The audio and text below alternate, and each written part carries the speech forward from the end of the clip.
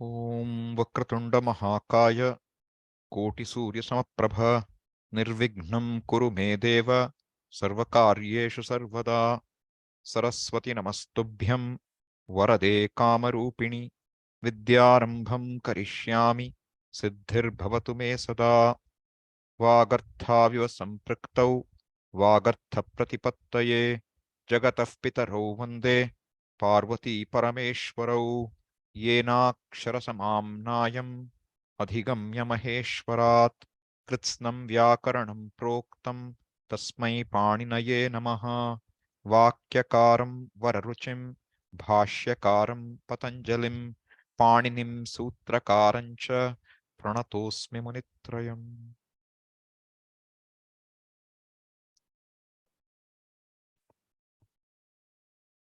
So these are called the Munitraya. Three Munis. Who are they?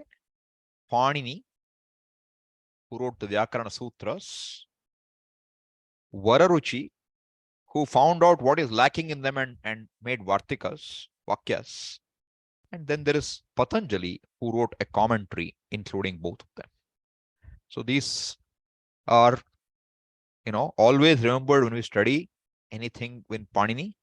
And Patanjali is the last word on how to interpret something.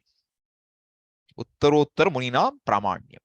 He came last. So he has given us the clear direction as to what should be understood how.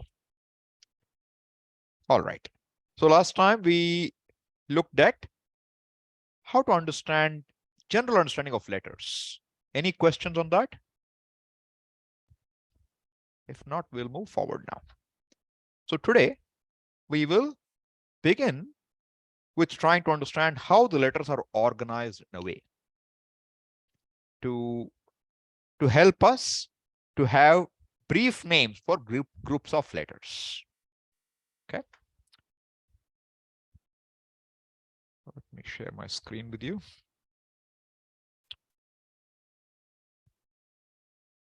Okay. So the first few lines on this screen I'm sharing with you now is from a commentary called the Kashika Vritti. Kashika Vritti is actually a commentary written half and half by two authors. That's what we believe it is. One is called Vamana, one is called Jayaditya. Both these people wrote commentaries on Dashtadhyayi. But as luck should have it, half of one author was found, half of the other was found. Both of them merged to make what is called as Kashika Vritti. And that is a very well-known commentary on the Ashtadhyayi, among the oldest ones we have today. Right? So that opens with this statement, Atha Shabdanushasanam. Atha means now. What is going to begin is Shabdanushasanam, the discipline of words. I told you Panini grammar is about words. Kesham Shabdanam, of which words? Laukikanam, Vaidikanancha, of words which are used in the community in general, in the world, and in the Veda. Both the words are analyzed by Panini. Katham Anushasanam. How is this study done? Or how is the discipline, the discipline of study, how is it structured? Prakrityadi vibhaga kalpanaya. Prakriti, pratyaya, upasarga, all these are vibhaga. Prakrityadi vibhaga kalpanaya samanya visheshavata lakshanena. What do we mean by this? That, see, the grammar, as I told you earlier last time, is a reverse engineering program. It's not something that was there first. Language came first. Now, you have to make a grammar and make it in a way which is easy to follow. And for that, Panini here has come up with Prakriti Pratyaya arrangement. This Pratyaya, etc., I don't think it was there earlier. This is all the buddhi of Panini or his predecessors in grammar, because Panini himself had predecessors in grammar. Could have come from somebody before also. But what did they do? They arranged it as saying there's something, a pratyaya. Pratyaya means a suffix which you add. Upasarga you add before. Prakriti, what you add it to. In this way they organized it so that you can have an organized way of studying the language. But what's important is it is kalpita. This, don't take this as something real. I mean, this is all the imagination of the grammarians. That's the brilliance of it. So they have made this arrangement for us to study. You have similar arrangement even in English grammar, but not probably as exhaustive. Right? There also you talk of suffixes. Right? So now, with that very brief introduction about what is the grammar about, atha kimartho varnanam upadeshaha. Varna is the letters now. For what reason are we teaching this alphabet? We know alphabet already. Why should we learn again? Last week also we saw pratyaharartha. Artha here means prayojana. Meaning is like fourth case. Pratyahara prayojanaya. You will get what is called as pratyahara. Why? Pratyaharaha laghavena shastra pravrityartha. Laghavena. Laghu means brief. Laghava is briefness, brevity. So, what is the purpose for pratyahara?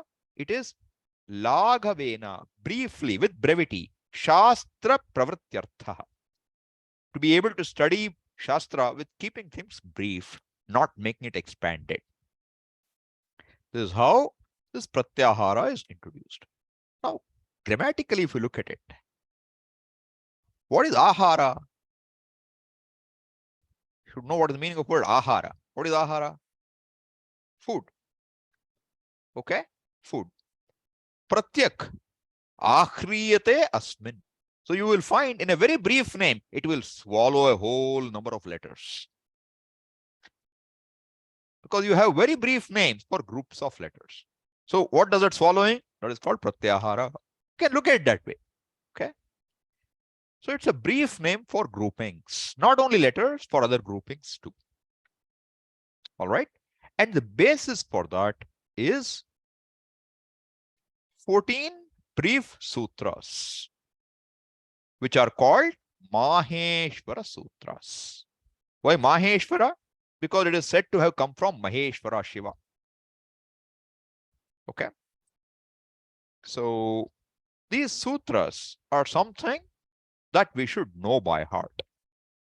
Okay. This is where it begins. So this should be in your head. Write it if you need, but keep it in your head. And there'll be more to how to use these sutras. That also you should keep in your head. Okay. This is minimum requirement going forward. Now we have crossed the soft time. Okay. Now we are coming to time where we have to take it very seriously. Otherwise, Panini won't go anywhere. All right. So let's look at these sutras now.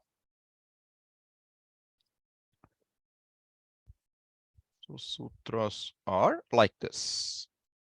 Aivun, Rilik, Eong, Iouch, Hayavarat, Lan, Nyamangananam, Jhabhain, Khadadash, Jabagadadash, Kapha Chatatha Chatatau, Kapai, Shashasar, Hal, Iti Maheshvarani Sutrani. This is the way you have to chant it. Okay. So if you want to keep it brief, there's another way to look at the same. You don't have to pull down in this long form. So if you look at, Laghu Siddhanta Kaumudi, another text, there the text will include it in a more simple way. I'll just share that with you in a second. Okay. So you know that it need not be long form. This is how it presents it. Can you see this here? This part starting here. Yeah. So Aivun, Rilik, Eong, Iouch, Hayavarat, Lan, Nyamangananam, Jhabhai, Ghadadash, Jabagadadash, Khapachatata Chatatau, Kapai, Shashasar, Hal, Iti Maheshvarani Sutrani. Okay. So what is the speciality of these sutras? How do you understand this? We will get to that now. what you need to understand, in each of these sutras, you find there is one last letter which is a consonant. Do you see that? Here it is na, here it is ka, here it is nga. Yeah. These consonants you understand for now as markers.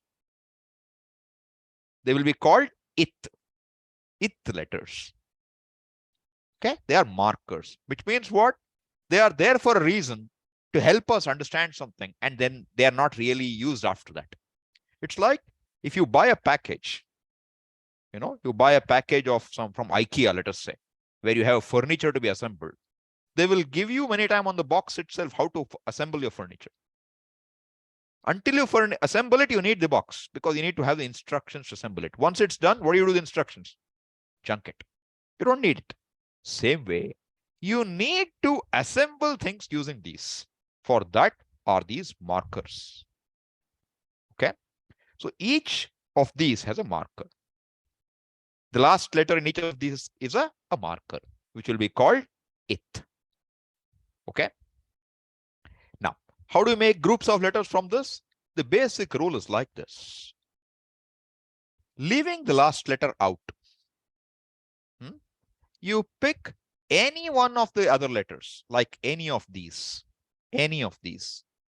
All right. First, one letter you pick up. The second letter you pick should be one of the last letters. Okay. Is this clear? You start with any letter in any of the sutras, which is not the last letter. And the second letter, you make it a last letter, but of which comes later than the letter you picked. So suppose you picked the letter ha. You cannot pick cha or nga, which is behind, as the last letter. Are you with me? So what do you need to do? So take an example now. Suppose you start with a. You can make, I'm telling you how to create names now, brief names. You start with a, you add ka. What will you get? Ak. That's a name. All right. Or you start with e and go up to this only, in. Or you start with e and go up to this. You'll get what? Ik. Or you start with a and go up to here. You'll get what? Ang. You start with a and go up to here. What will you get? Eng. Are you with me? Or you start with a, I and go up to cha. You'll get aich. Ha to ta. What will you get? Hat. Ha to na. What will you get? Hand. Now, you see this nasalized vowel here?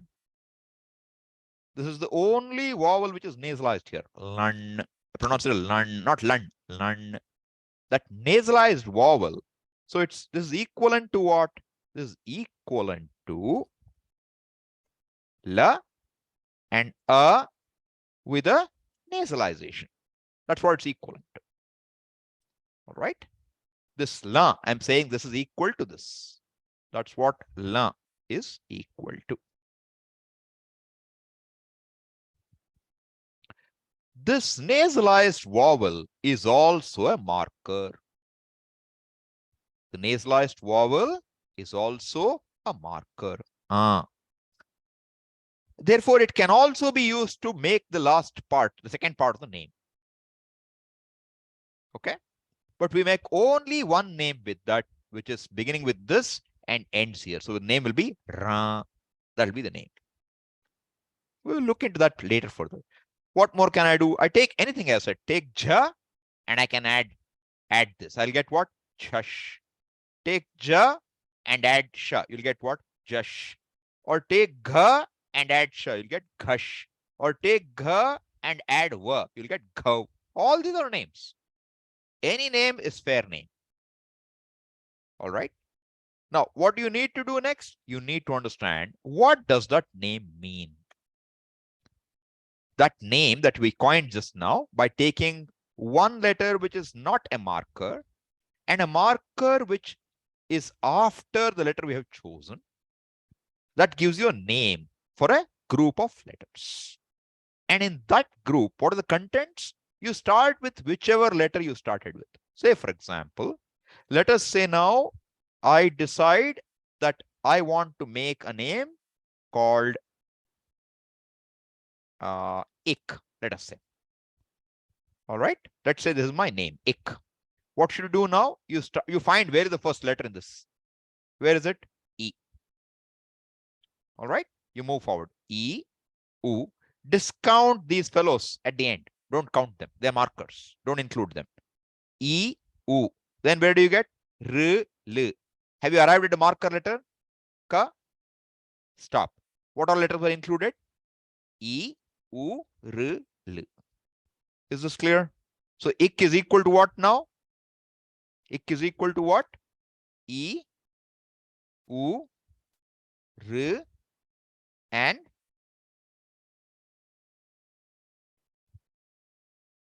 L. Sorry. L. Okay. I'll give another example now. So we'll cut this and stick it. Okay, let it be there for now. We'll take care of it later. Let's say we want to make another example. We start with A and we'll go up to Cha. Or let us only go up to Nga. So my name is what now? My name is A. What will it contain now? Start with this A, O, until you reach the second marker. So what does it contain now? A and O. Is this clear? I'll show you another one now. Suppose it is H. Start. A, O, I, O. Cha is the marker I have here. Therefore, stop there. So what will this contain now? A, O, I, O. This is making sense? Anybody has any difficulty with this so far? You ask me. Because now it's going to be your turn to start doing, okay? Swamiji, that H. So A also I have taken. Last one I have left. So only the marker letters you leave out. Okay. First one you start with first letter is not a marker. Okay. It's not a marker. Only the last letters are markers. Yes. Okay. So last letters are not to be included in the groups.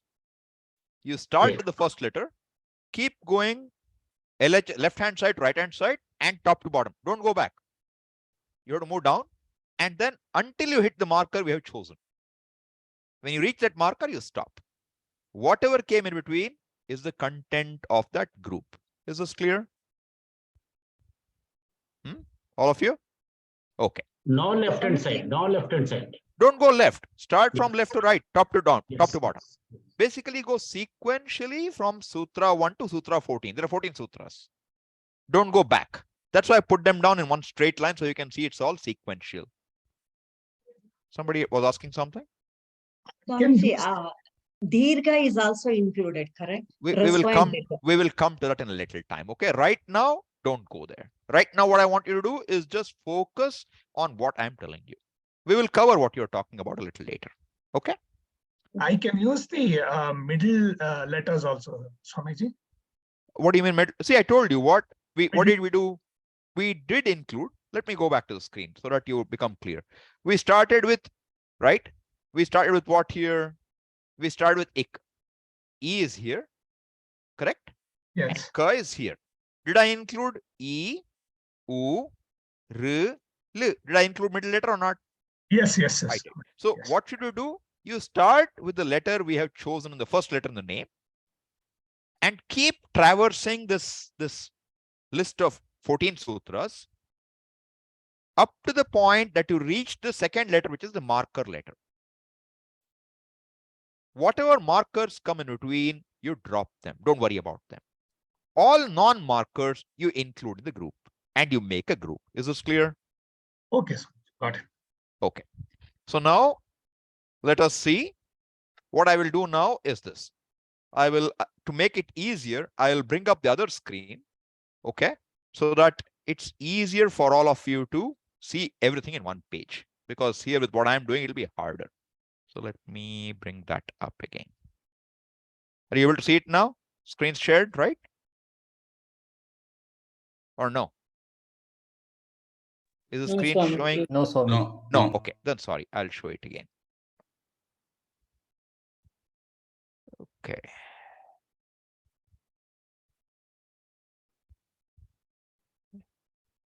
See it now? Lagu Siddhanta Kaumudi? Yes. Yes? Yes, Swami. Okay. Now, I want someone to volunteer. Okay? You volunteer. I will give you the first and last letter. You'll have to tell me what it contains. Okay? Someone who has not studied earlier. That will be better. Who wants to volunteer? Don't be Okay, Swami. afraid. Okay, Swamiji, I will. You will. Good. Okay. So now I'm going to give you two letters. Okay? The letter is now A in the first sutra. Okay? And Okay. Cha in the fourth sutra.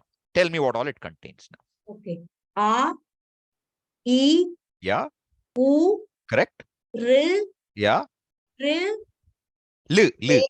L, Huh. A, Yeah? O, Yeah? I, Yeah? Out. Good. Very good. Excellent. Correct. Now, next volunteer. Sharad. Okay. Now, you have to tell me, starting from Cha in the 8th sutra, going up to Sha in the 10th sutra. Sharad. Unmute yourself, Sharad. Swamiji, can you make this screen a little larger? Okay. Better? Yeah, yeah. Okay.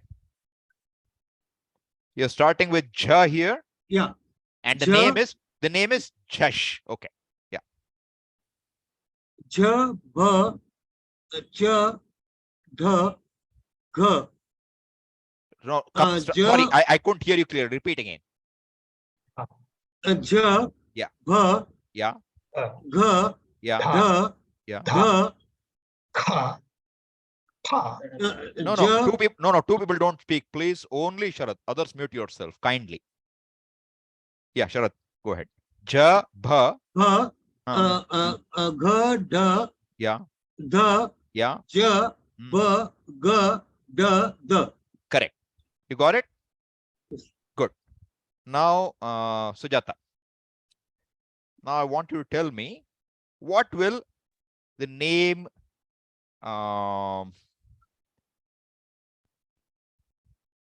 Shar mean? This Sha. Shar.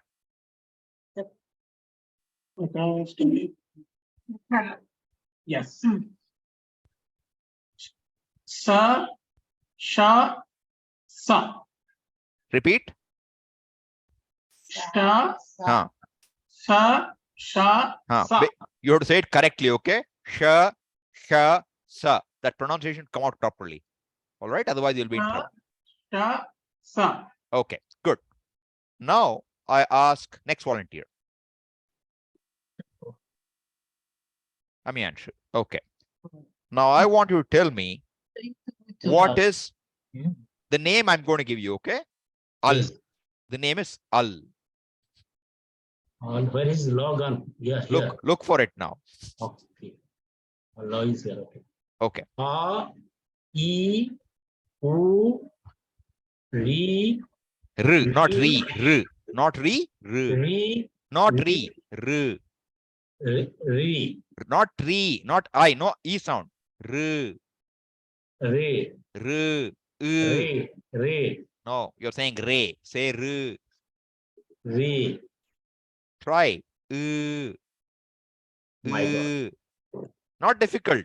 Just try to make your mouth. See my mouth.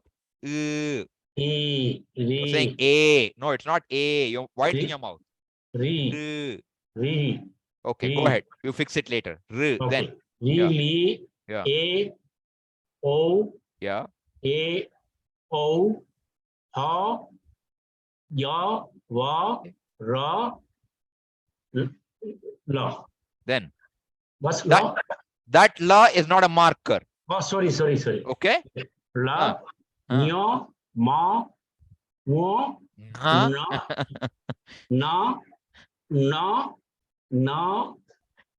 Ja, Ha, Gha, Dha, Dha, Ja, Ba, Ga, Da, Da, Kha, Fa, Cha, Tha, Tha, Cha, Ta, Ta, ka, pa, sha, sha, sa, ha, la.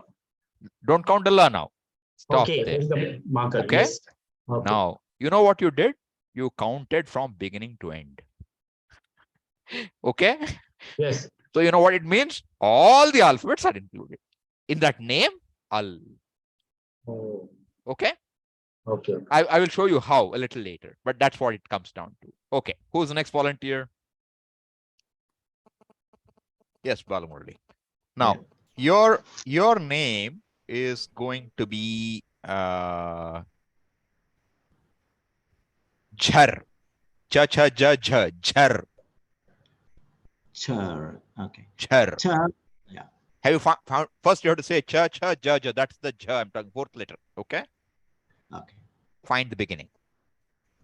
Char. Which sutra is that? I'm just trying to. Is it the? You understood the letter, right? I'm saying cha cha ja ja, the fourth in that. Correct. Yeah. Whoever said it, that's correct. So start with the eighth sutra. Ja, bha, gha, dha, dha. Yeah. Ja, bha, gha, da, da. Kha, pa, cha, tha, tha, cha. Ta, ta. Kha, pa, sha, sha, sa, ha. Hey, what did I say? I said jhar, right? Or did I say jhal? What did I say to you? Is the name? Char. Jhar. So you should stop where? At ra. Don't go to ha. Oh, Marker is here. You stop there. Don't go up then. You stop where the marker is. Okay. So I went up to the last, correct. You should stop where the marker is. Thank you. All right. Next volunteer. Yeah, Ritesh. Now, I want you to tell me, Ritesh, you have to tell me, let me find a good one.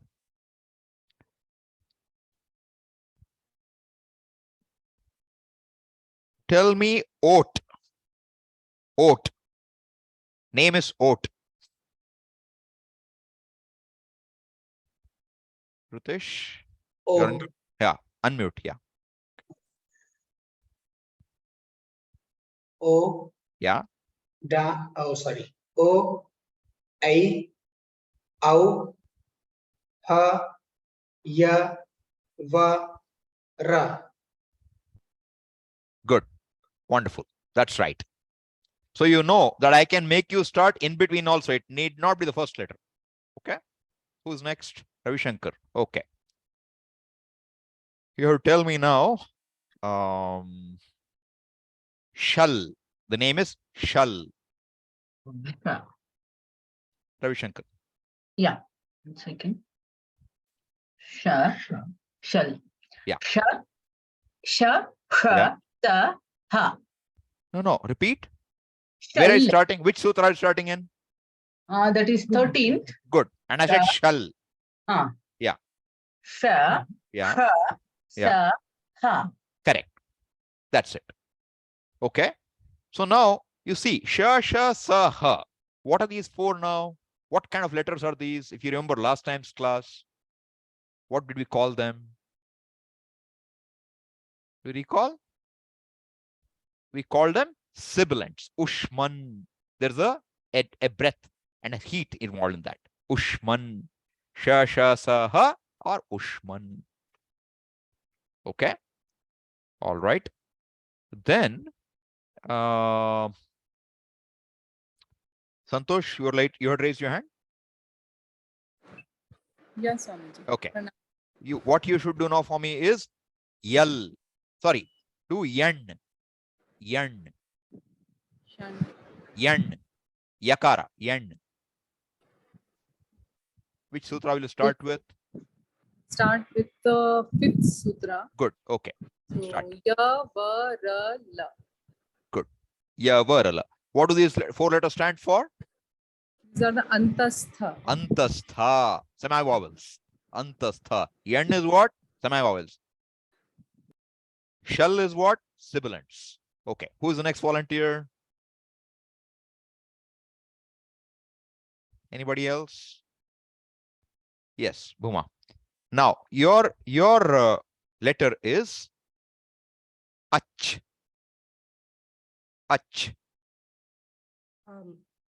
It is A, E, U, R, L, A, O, I, O. Good. What are these letters? It is the vowels. The Vowels. Therefore, what does Ach stand for? the vowels. Vowels. Ach stand for what? All vowels. All Do you vowels. remember Ajanta Pullinga? Yes. Okay. Okay. Get it? Yes. Good. Next volunteer.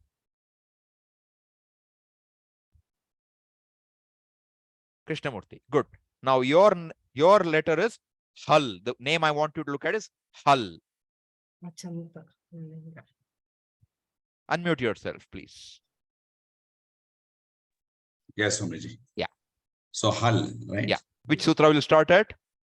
5th, right? Good. Yeah.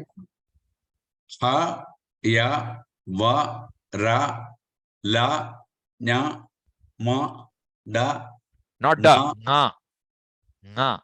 nga, the Nga. dot I didn't see. Yeah. Yeah, okay. Nga, na, na, ja, bha, dha, dha, dha, ja, ba, ga, da, da, tha, pha, cha, tha, tha, cha, ta, ta, ka, pa, sha, sha, sa, ha.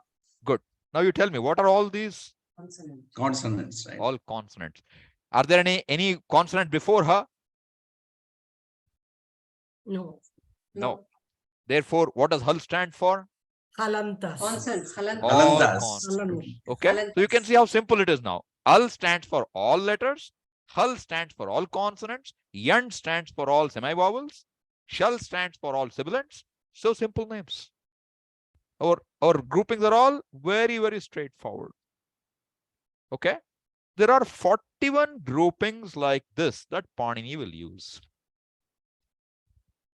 Okay. There are a total of 41 or 42, 44 max by some counts, which Panini will use. Sujata, do you have a question or your hand is just up for volunteering? If it's volunteering, put your hand down for now. Yeah. Swamiji, I have a doubt. Mic Okay. open. Yeah. See, there is from Mahesvara we are taking till the last. Why Yeah. can't we take last Hal when you ask? Okay. Fair enough. Good question. So now her question is, why can't you start with the last ha? Ha. Valid question. All right. If we go back now, so let us say we look at this. Now, what do you find here? The ha is in 5th sutra, Yes. and there is a ha which is also sitting in the 14th sutra. 14th sutra. Which one should you start with? Yes. Valid That one. question. Okay. You know what? What is the purpose of this whole exercise? Pratyahara is for what? To Not group just the group. group. And in what way should the group be? Should the group be long or short name?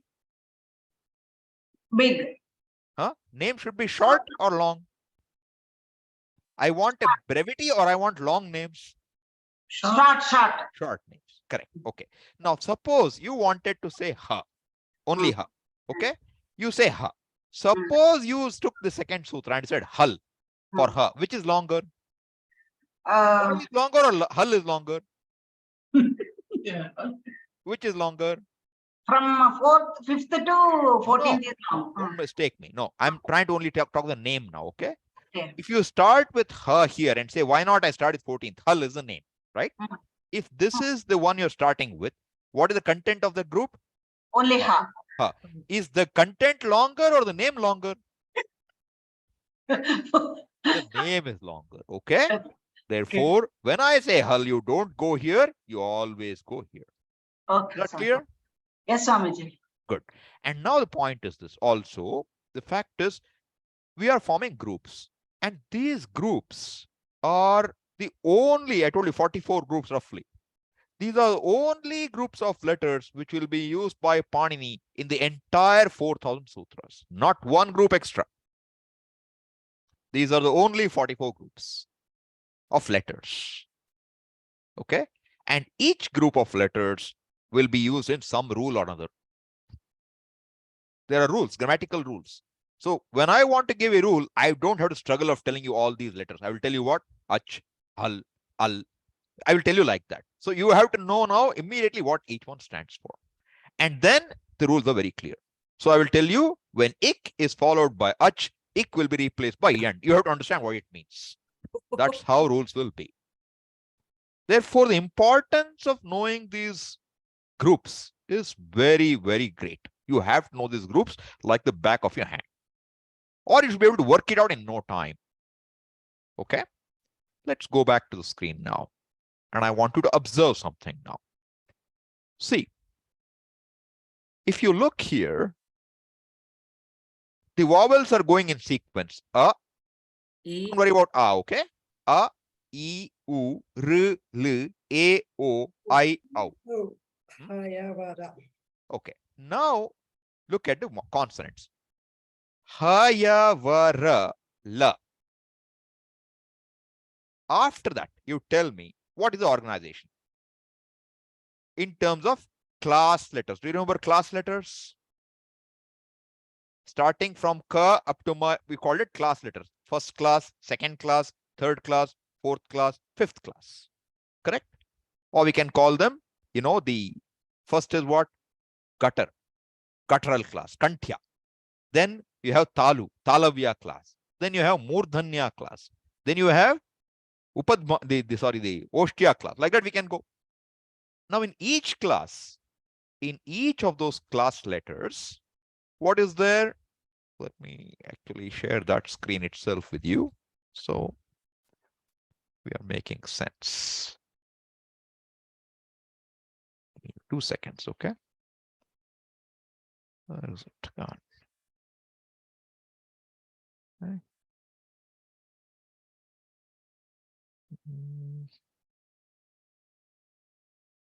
Yeah, okay. So let's look at this briefly. This is what we saw last week, okay? So now, this is the first class. Please mute yourself. Please mute yourself. Thank you. Yeah. So this is called the first of the class. Just numbering. Second of the class. Third of the class. Fourth of the class. Fifth of the class. This is how I want you to look at it, okay? Now let us go back to the Mahesvara Sutra. And you have to see now how they are organized when it starts with these class consonants. Observe that, okay? That's all you have to do.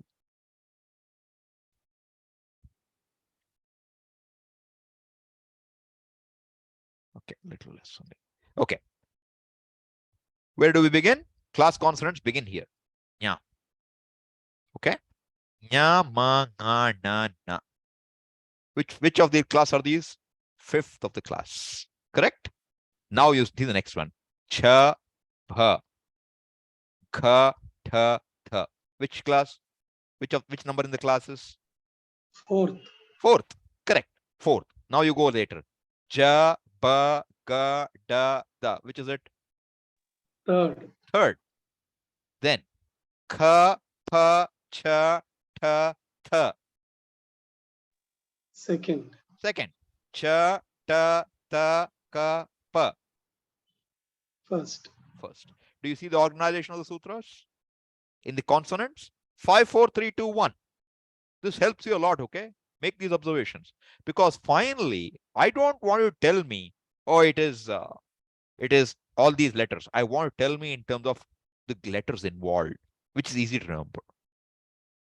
Okay? So for example, if I said Nyam, if my name is Nyam, what will it be? What does the name include? Nya, ma, nya, ma, nga, na, na. What are all of them? Fifth of the class. So Nyam stands for what? All nasals. Fifth of the class. Okay. Suppose I said, you know, Chash. This Chash. What will it include? Javagadadesh. which is what? Fourth class. Fourth of the class. Chash is fourth of the class. Suppose I say chash. Fourth Now- and third. Fourth and third. Are you with me, everybody? Fourth and third. Suppose I say Jash. Third only.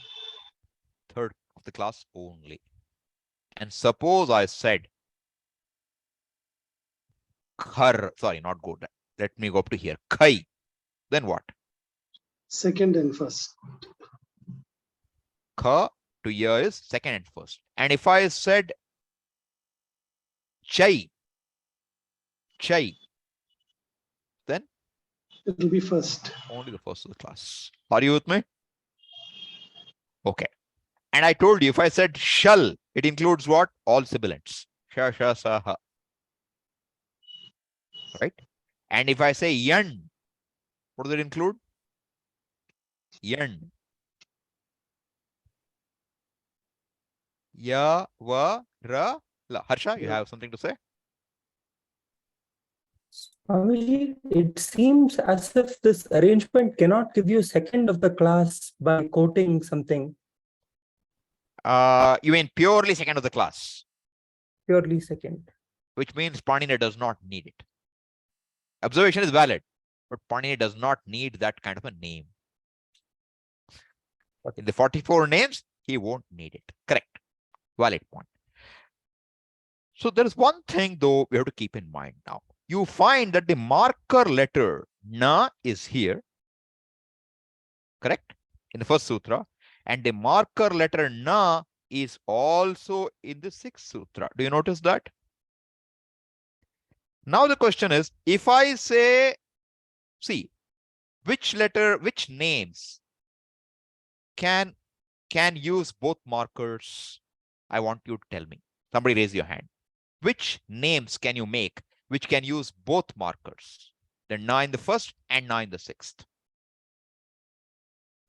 Yes, Priyanka. Un, Correct? in, In, un. un. Okay, correct. Now, un, what will it include? If you if you took the first marker, Only u. only u. Is that shorter or is un shorter? U is shorter. U is shorter. Therefore, un will never be a name for the first one. Right. Therefore, there are only two now. Un and in. Correct? Which can use both first and second na as marker. Now, the rule is in will always use the second marker. Okay? And un will use the first marker generally. Is the rule clear? Un will use the first na. And in will use the second na. So what will un be, Priyanka? A, E, and U. Wonderful. And what will in be? E, U, R, L, A, O, I, O, H, Y, V, R, L. Correct. Perfect. Is that clear? So we have to know this. Now, there will be one exception, which I will talk to a little later, where un will use the second na. One exception in one sutra.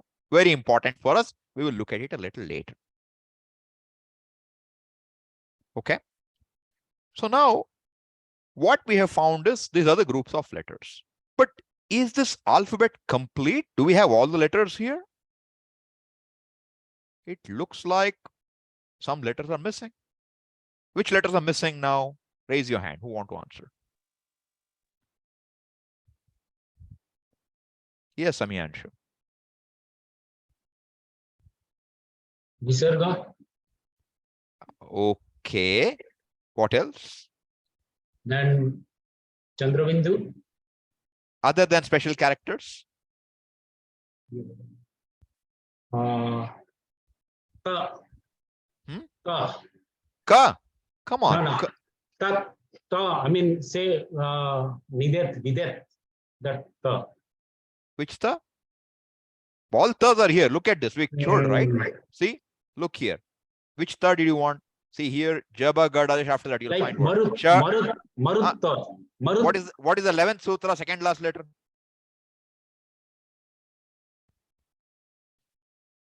Ta is there? Okay, Shailaja.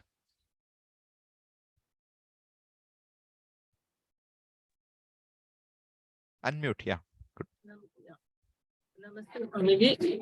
A is missing, then Good. E, Correct. then U, Correct. and that Dirga R. Correct. R. Correct. Good. Those are missing. All right. So now the question is, how to accommodate those letters? That question comes up. All right. To understand this a little better now, we have to understand a concept called Savarna. I'm going to introduce a new word now called Savarna. What does Savarna mean? Samana Varna. Savarna means Samana Varna. Similar letter.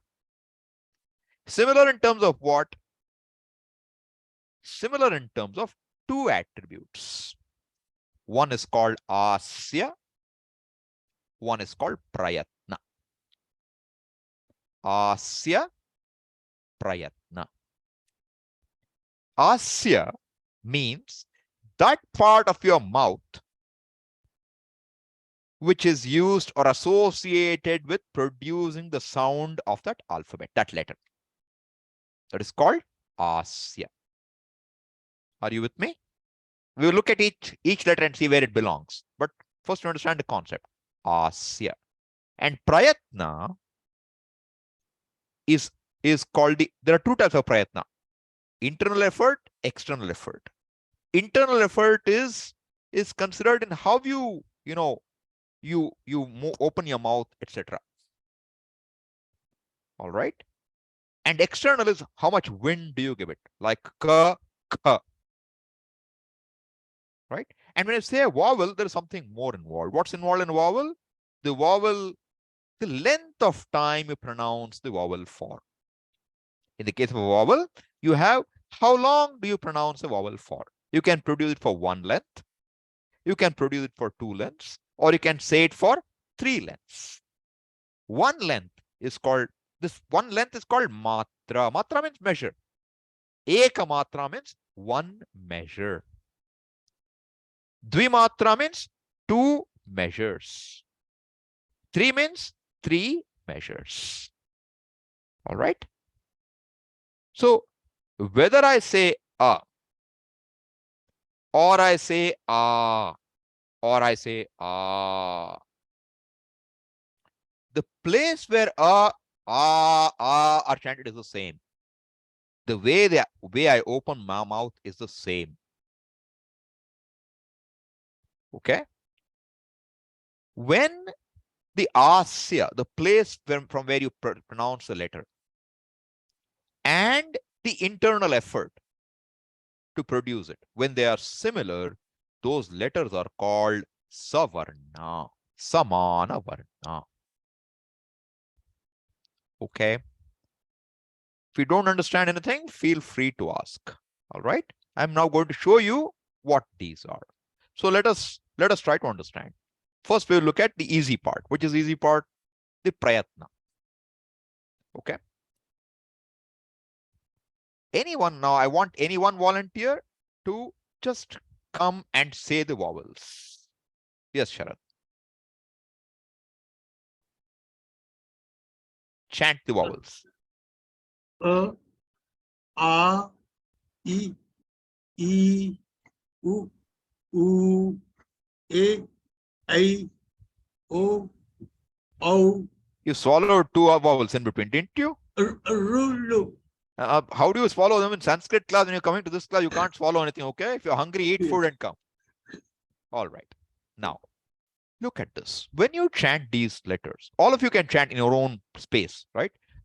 How is your mouth open or is it Is it touching anything? Is anything touching each other?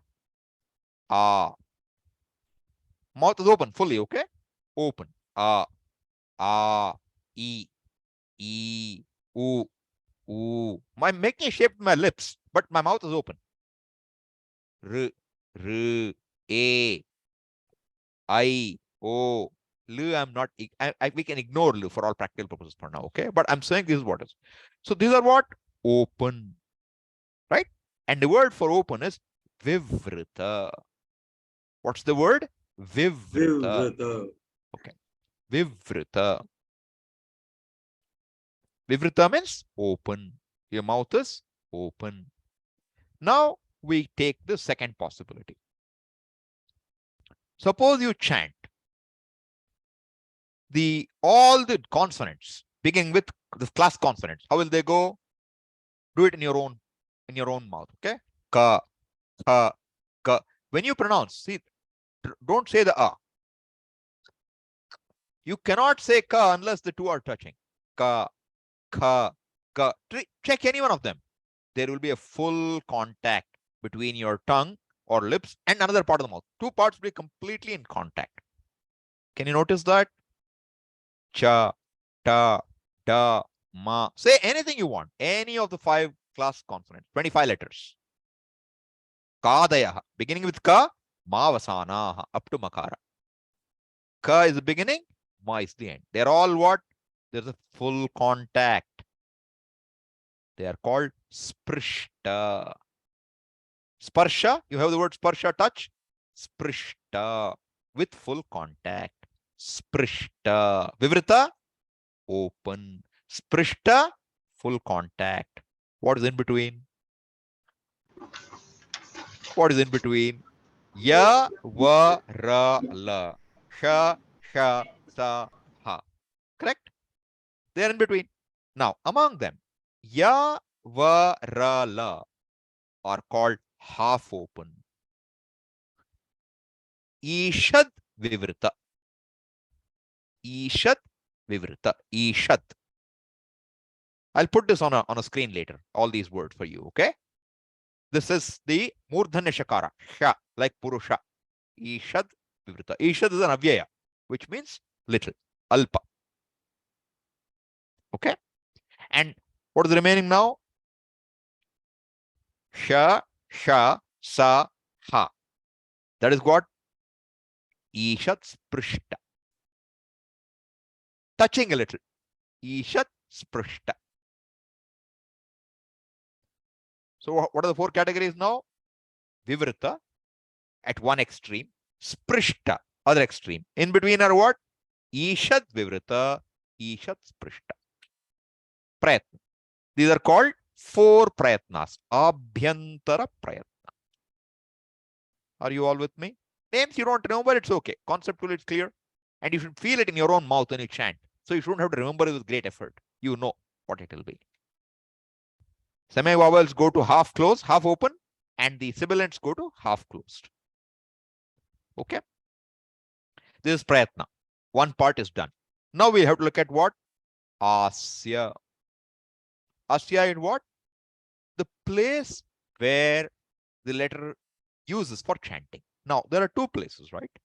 There's a tongue, which is a moving part, and there's a part of your mouth which is fixed. Both are involved in your utterances. Right now, we're interested in a part of the mouth which is fixed, not the moving tongue. All right? Now, when you say, look at the class letters. Ka, kha, ka, kha, nga. Say it. In your own place, you say it. Where do you think it's coming from? You will find it is coming from the bottom of your throat, which is called kantha. In English, they will call it gutter. Throat is gutter. Guttural. Kanthya. Sound which is produced in the kantha is called kanthya. Okay. Now you say ka. Say ka. Ka. Ka. Now say a. A. Do you find a similarity in the 2 or not? A. Ka.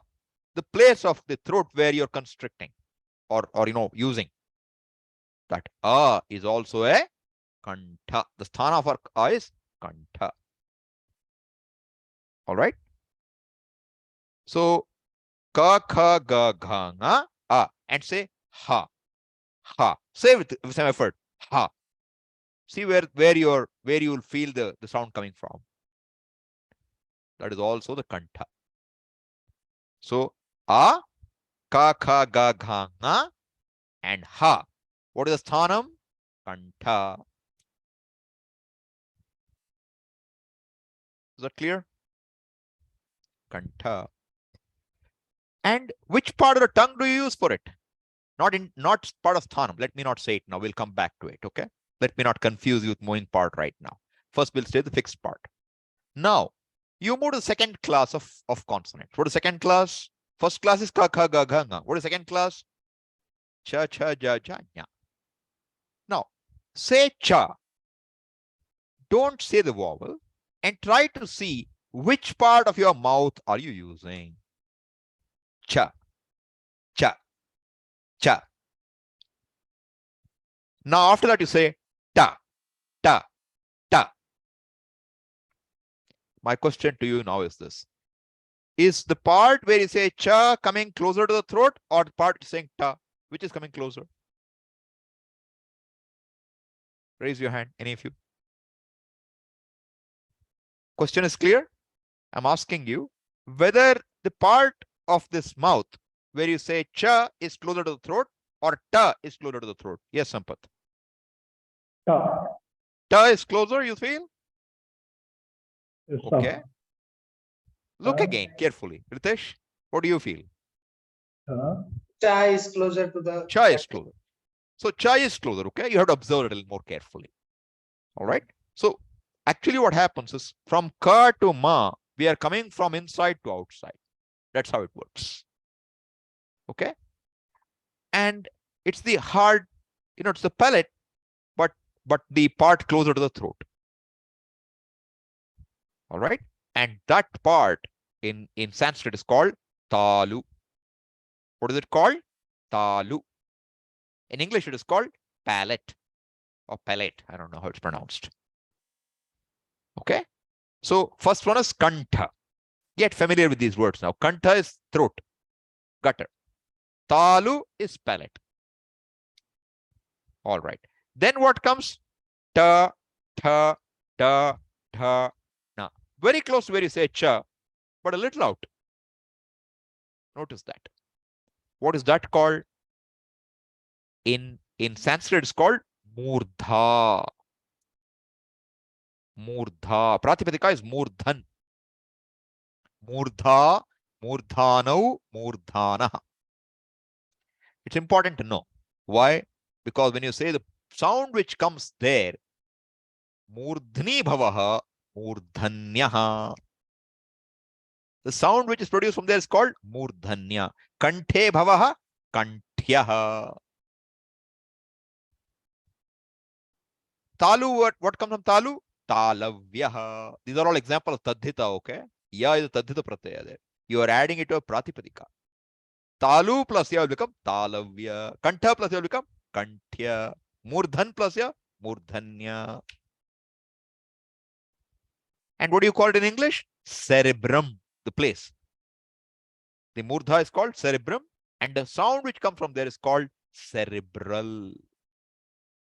If you're used to English name, I'm just mentioning it to you. Cerebral. Okay. Now, before we go further, you say E. E. E. Cha. E. Cha. You may not be easy for you to spot, but they both use the talu. Okay. And you say sha. Shankara sha. Sha. Sha. Cha. Sha. What's the difference? It's just that ishat sprishta problem, okay? The small difference in between the cha is fully touching, sha is a little air, and e is fully open. But that is also coming from where? The palate. Talu. Therefore, e, cha varga, and sha is what? coming from talu. Sthana is talu. But what is prayatna for E? Vivrita, fully open. Prayatna for cha, cha, ja, ja, nya, sprishta, fully closed. And prayatna for ya is what? Ishad, vivrita. Prayatna for sha, ishad, sprishta. Right? Ya also.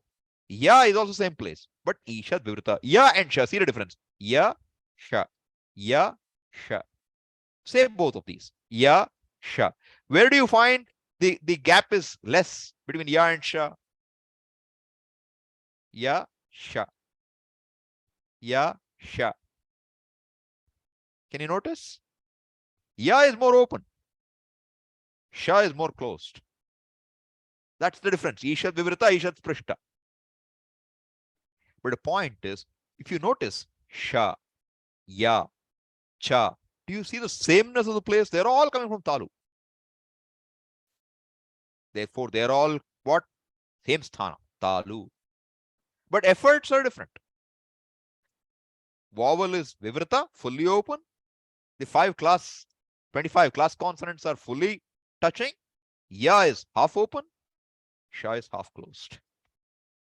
Closer to closed. All right. Now, ta, tha, da, dha, na. They're all where? Cerebral. Now you say r, r, r. Where does it come from? Even though it's a vowel, it's similar to ta. Do you find it? R, ta, r, ta. You'll find. You'll observe. You'll find some similarity there. And now you say ra, ra, like Rama, ra. Do you find the same place again? And now you say the second sha, purusha sha, sha, sha, sha. Same place or not? Observe. This you have to discover for yourself, okay? Then you'll be happier. Therefore, all of these are from where? Sthana is what? Murdha. Now you know what? This ka, kha, ga, gha, nga. 5 are there. Cha, cha, ja, cha, nya. 5 are there. We want a short name for that. Panini has one. What is it? You take the first letter of the class and add on u with a nasalization. Ku. Ku is what? Ka, kha, ga, gha, nga. Okay? And normally you don't pronounce the nasalization, that we've forgotten. So you just say ku. It is okay. For our purpose, it's okay. Ku. All right? Chu. Chu will be what now? Cha, cha, ja, ja, nya. See the shortness, okay? Tu is what? Ta, ta, da, dha, na. All right. What comes after that? After ta, ta, ta, da, dha, na? Ta, tha, da, tha, na. What are you? What part are you touching with your tongue there? The teeth. The teeth, right? That's called danta. Place is called danta. Teeth. What's the sounds called? Dantya. Dante bhavaha. Dantyaha. Now you say l, l, r. You don't touch the teeth, but say l. Your tongue will touch the teeth. That is also dantya vowel.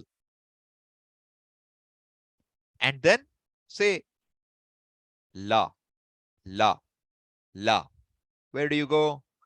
What do you touch? Your teeth. Therefore, that is also what?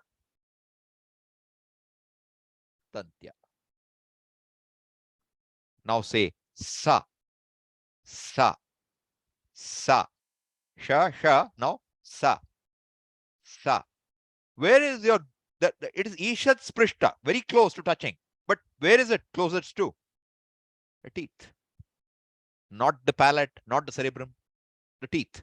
Therefore, that is also what is the sthanam? Danta. So, what are all there now for danta?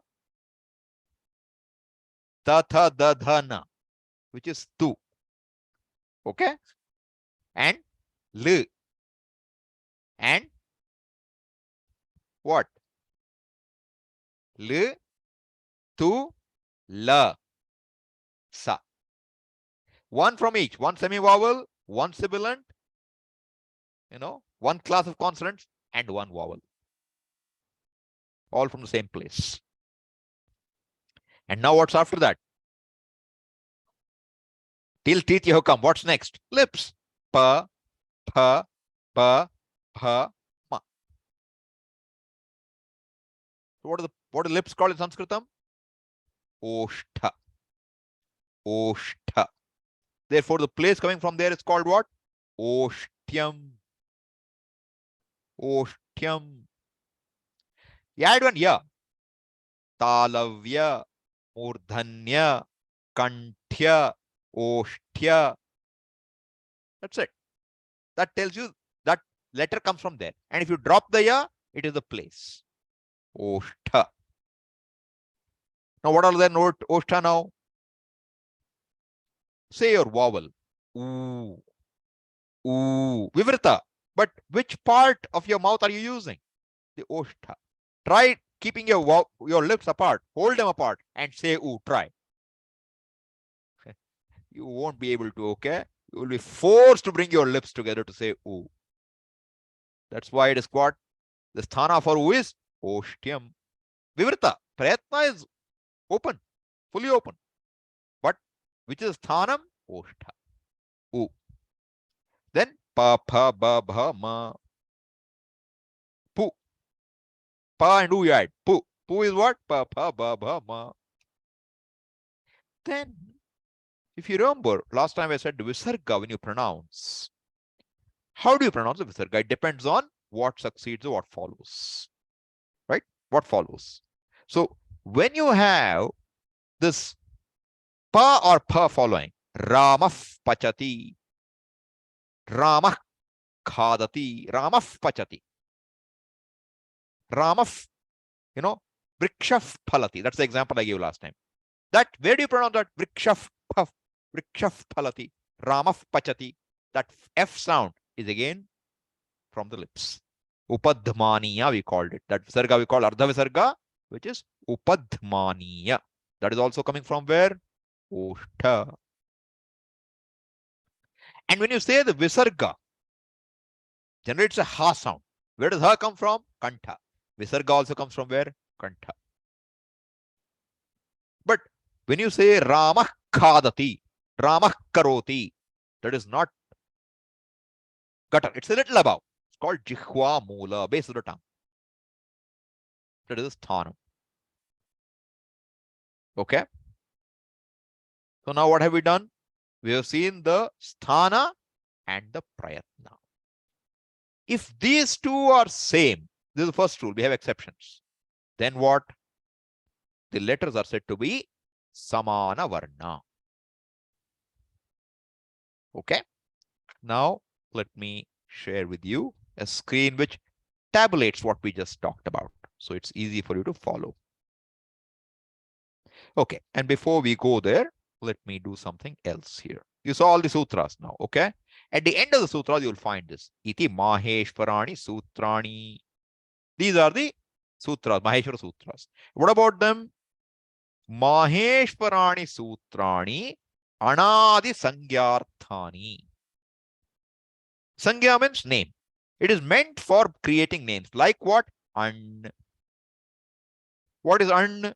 You start with the first sutra, a, and it ends right here. An.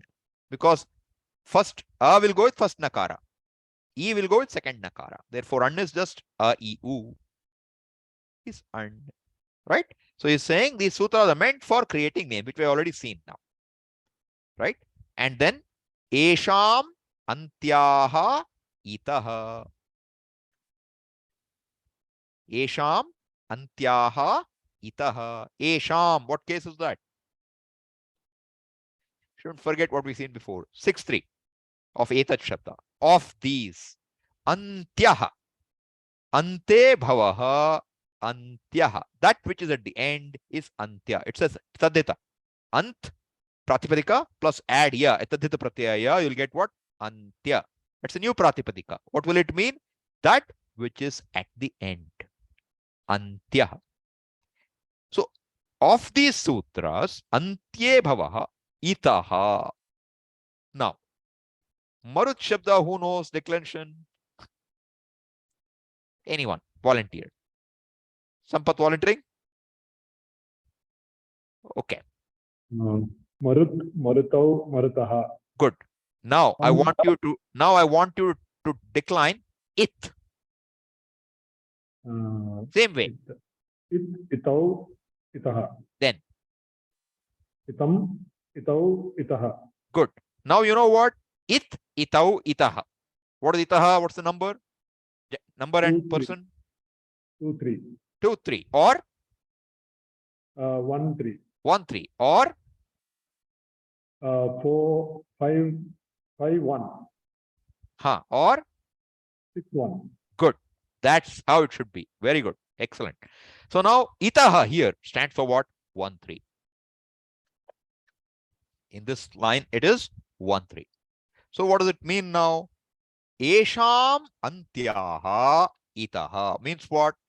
The last letters of these sutras are it sanyaka. They have the name it. Are you okay? Which are the last?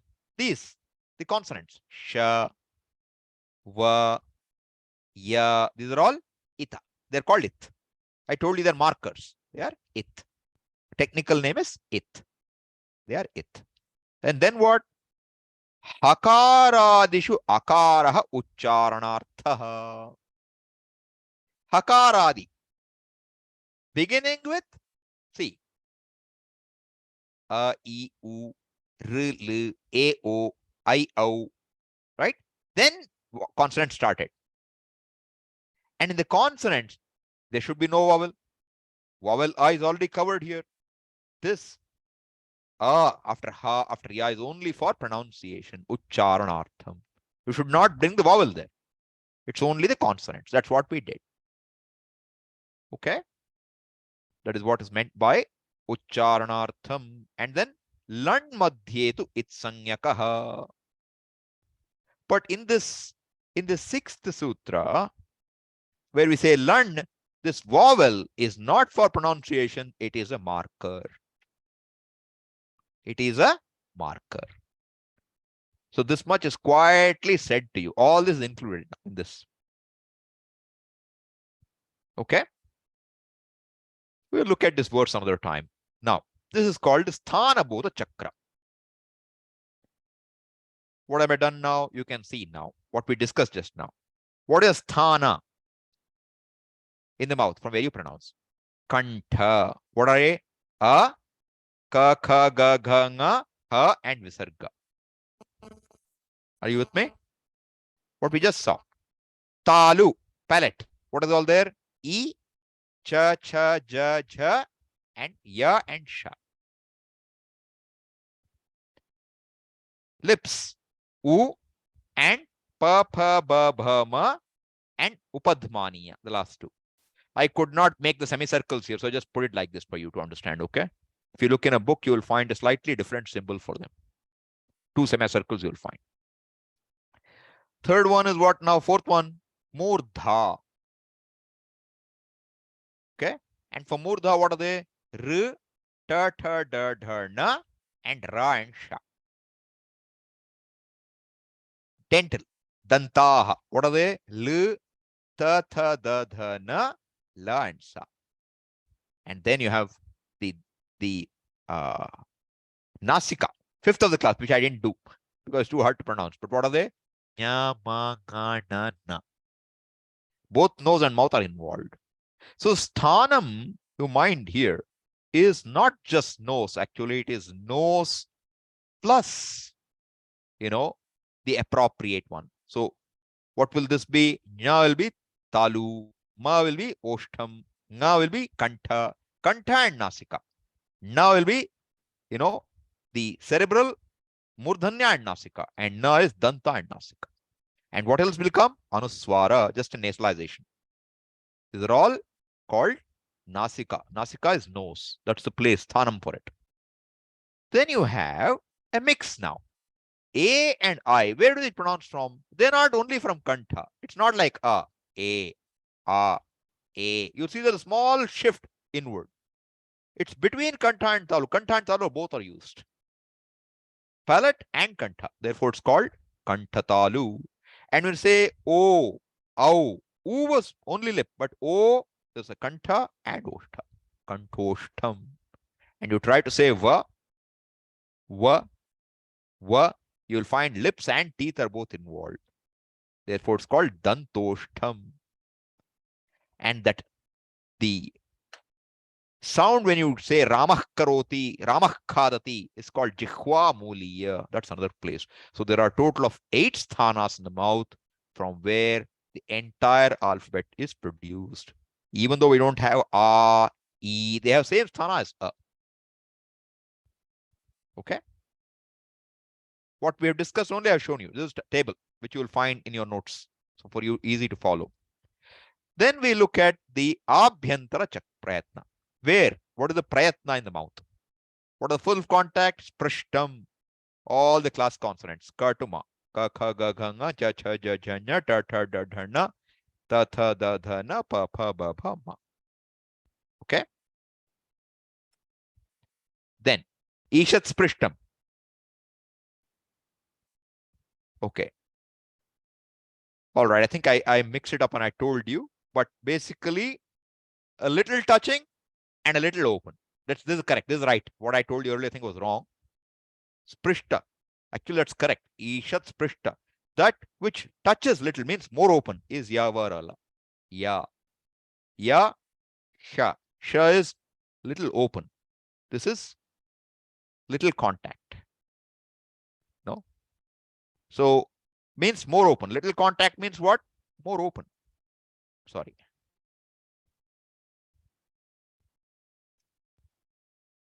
And what does this mean? Little lip means what? More contact. Make sense?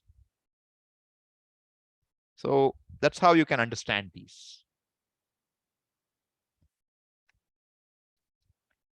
They are what? Sha, sha, sa, ha. Now, in the entire thing, Samvrita we have not assigned to anything. And now we say A. Just this short A is Hraswa. Short A, Hraswa A is Samvrita. This is a little thing to be understood, appreciated here, that when you say A, really we don't open it fully. When you really say A, you're constricting. A, E, U, it's more open. A. And if you go to Maharashtra, they will say Rama. That you hold back, you pull your open throat a little. And that is called Samvrita. Okay. Now, mind you, when working with the grammar rules, A is considered Vivrita. When you actually pronounce it, it is Samvrita. Okay. Did it make sense? Or it didn't? Maybe it made, maybe it didn't. What I'm trying to tell you is this. For any rule of grammar which we'll talk about, A is considered Vivrita. Open. But when you actually pronounce it in the language, you pronounce it as Samvrita. And this Panini shows by making the last sutra out of 4,000 odd as That's his sutra. First A is Vivrita, second A is Samvrita, I think. To show that until now it was Vivrita, now it will be Samvrita. So, brilliant way he's done it. So, but what does it mean? In the grammar, A is always going to be Vivrita. What is the use of calling it Vivrita? It will have the same sthana as, what? E, U, R, all of them will come in that, right? Same sthana. Not sthana, same prayatna. Sorry, not same sthana, same prayatna. Antaf prayatna will be Vivrita. All vowels will be Vivrita. It will help in grammar rules for us. Therefore, Panini said, look, for grammar rules, A is Vivrita. Otherwise, to make a special rule for that, he chose to make it, he said, it is deemed to be Vivrita in the grammar. But really, when you pronounce, make it Samvrita. Make it little less open. restricted. Okay. Sthana, prayatna, somewhat clear? See, that's not difficult. You all understand it, but the difficulty will be keeping it in the head for a little. You have to work a little on it to keep it in your heads. Right? Once these two are known, now I make a statement. Tulya asya prayatna is savarna. Tulya, similar. Asya, same. Same asya, the place of pronunciation. And the prayatna, if they have, then those letters will be called what? Savarna. Samana varna. Are you with me? What is samana varna? Tulya asya prayatnam. Okay. Now, you look at a. You think about a now. What is the sthana for a? Somebody want to volunteer? I'll take them one at a time. Okay. One person can volunteer. Whoever. Somebody who is comfortable enough. Okay, Amianshu. Unmute yourself, okay? Amianshu. Kantha. Okay, now I'll say this.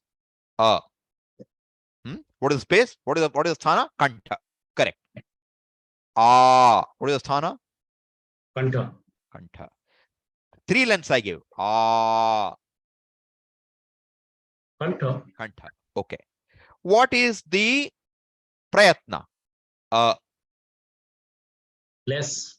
Vivrita. Vibrita. Not length. The effort now. Prayatna. Okay. Vivrita. In the whole grammar, it is to be considered vivrita. Okay, not samvrita. I told you. Samvrita is after you leave grammar. So will be vivrita. Now, Vibrita. Vivrita. 3 lengths. It should go there. No. Same. Vivrita or not?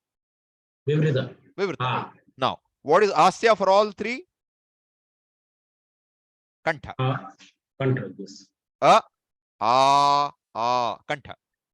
And prayatna for all of them is Vibrita. Open. Therefore, are they samanam or not? Tulya asya prayatnam samanam or not? Yes. Therefore, and are savarna or not? Savarna. They are. That's what is important. Are all what? Samana varna. Savarna. Okay. Now we take one more step. You can say or you can nasalite and say right? So, and not only that, if you go to Vedic chanting, you can have 3 swaras. Udatta, Anudatta, Swarita. These are accents. I will not go into them. That is not our subject matter, okay? But you have 3. Therefore, if you now look at it, 3 accents and 1 either nasalized, non-nasalized, right? And 3 matras, 3 lengths possible. All of them have what? Samana, asya, and prayatna. Are you with me? Whether you say or you make this and with swarita, udatta, anudatta, swara, prayatna and the asya are same, tulya. Therefore, if you now look, 3 matras, 3 lengths, which are called hrasva, short, dirgha, long, pluta, 3 lengths. Hrasva, dirgha, pluta. You make a matrix now in your head, okay? One side is X, which is all 3. Second is Y, nasika, anunasika. Anunasika, ananunasika. One which is nasalized, one which is not nasalized. That's 2. And you have 3, the Z axis will be now what? 3 things. Swarita, udatta, anudatta. 3 accents, Vedic accents. How many axes we have? 3. XYZ with 3 variables on 1, 2, and 3. What's the total possibilities? This will take some math, not much. 2 into 3 into 2, which will give you how much? Sorry, 2 into 3 into 3, which will give you 18. So 18 forms of A are all what? Savarna. They're all Savarna. 18 forms of E, similarly, will be all Savarna. 18 forms of U will all be what? Savarna. Same way, nasalized, non-nasalized, 3 accents, and you have the 3 lengths, matra. All right. So what will they be? If you want to say, it will be like U, ooh, ooh, just with length change, all non-nasalized. Then you nasalize them.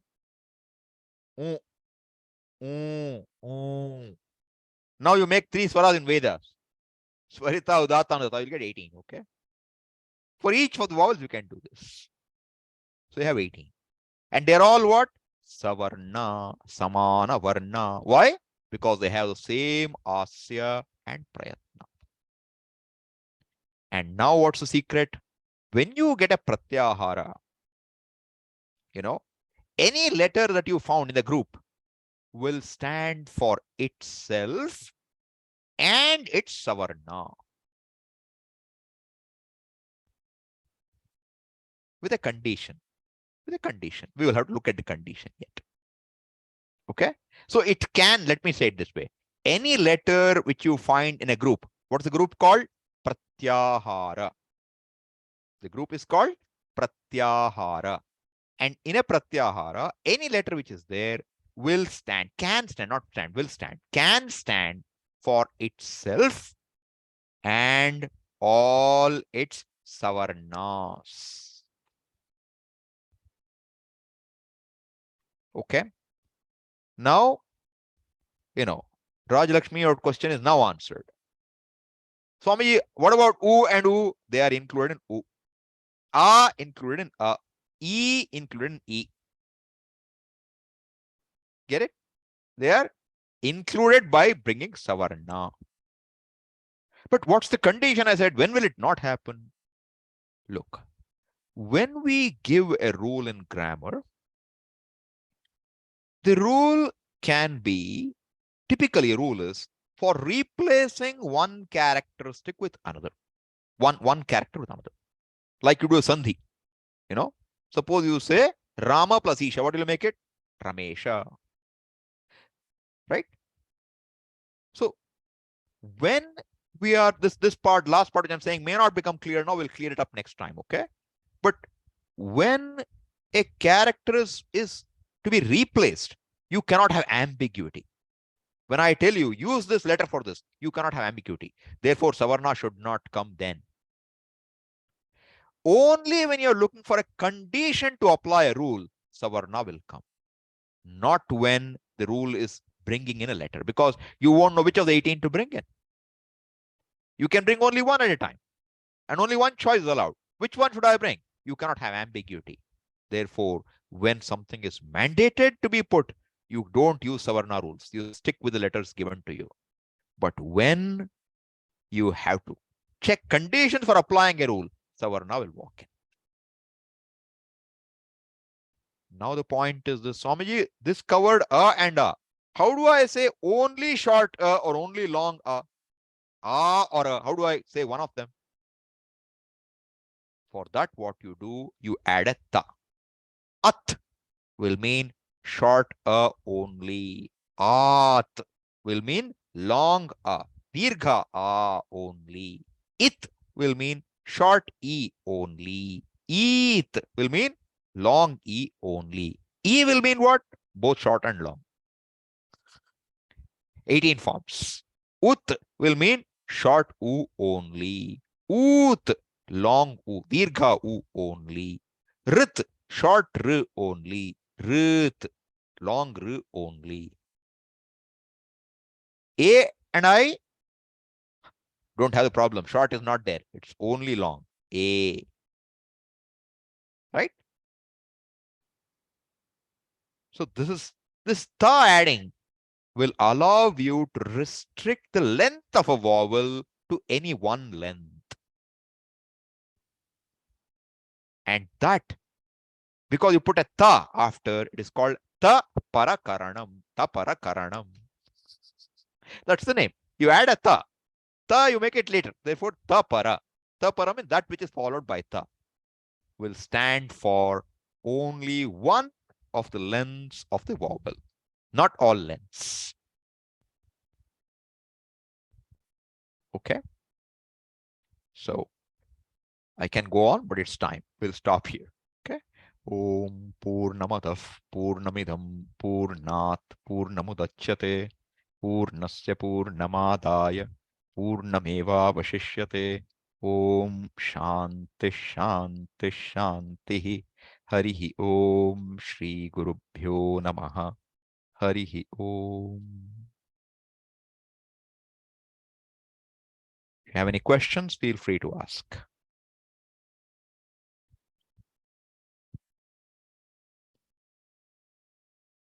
Yes, Krishnamurti ji.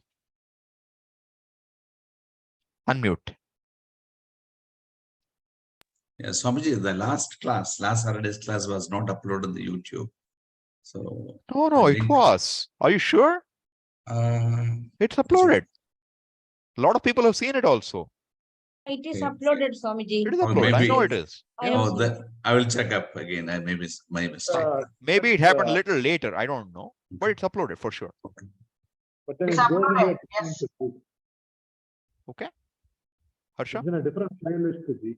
It is in a different playlist. Oh, okay. Yeah. Okay. You know what? Correct. That Sampath is pointing out. Correct. I create a new playlist. Okay, that's why I was seeing the old. Because this Panini introduction, I create a new playlist. Okay, got it. So that we people who are keeping in sync can follow this list now. Okay. Correct. Thank you, Sampath, for reminding me of that. I forgot about it, but I did create a new list. Correct. Yes, Harsha. Swamiji, so in the Mahesvara Sutrani, there were special markers at the end of each sutra. Correct. Can I assume that ta is also a special marker applicable only to the first sutra? Sorry, it is a marker for disambiguating short and No, don't take it that way. Don't jump to that conclusion yet. It is a much broader definition, which I have to still deal with. Okay. Now, what I said, it is only short e, is one possible way of interpreting it. Okay. There it is to restrict the length of e to short, but then it has a much broader implication. It generally means a marker, and we have to see a lot more about it. We will see that. Next week, we'll probably enter into it a little more.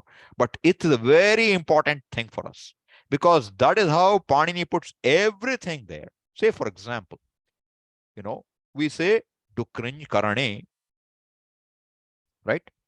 You know what? The do is a marker and the nya is a marker. Both are markers. You remove the marker, what remains? Kr. That's all you use, karoti. You don't bring do or that nya. But why is it there? Once you see nya, you should know any dhatu with nya, cha, cha, ja, cha, nya as a marker will be ubhayapadi. It will be both atmanepada and parasnepada. If you have nga, ka, kha, ga, gha, nga as a marker, it will be atmanepada. If you remember, that's why from beginning I maintain what? I said dukriñ karane. I don't say kr. I said dukriñ karane.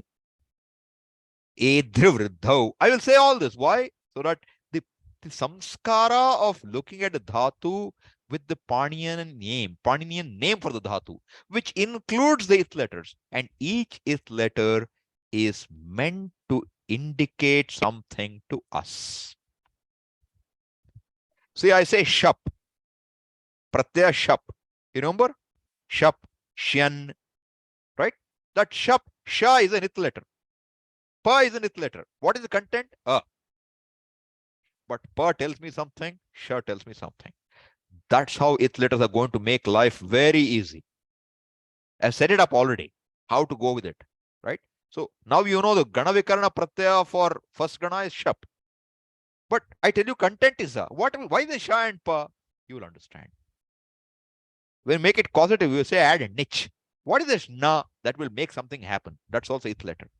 So all these packaging letters are meant to help us do grammatical operations with great ease. Because you remember it, it's all short, one letter. It's brilliant arrangement.